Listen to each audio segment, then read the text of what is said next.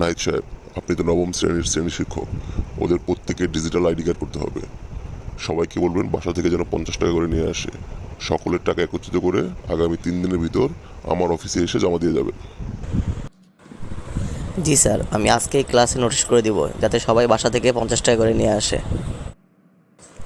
একটি জরুরি ঘোষণা, তোমাদের ডিজিটাল আইডি কার্ড করতে হবে।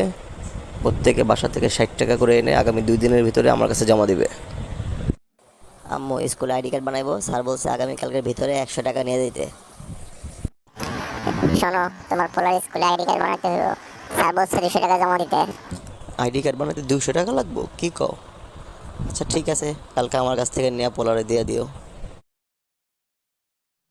যাক, প্রেসের লোকের সাথে ফোনে কথা শেষ করলাম।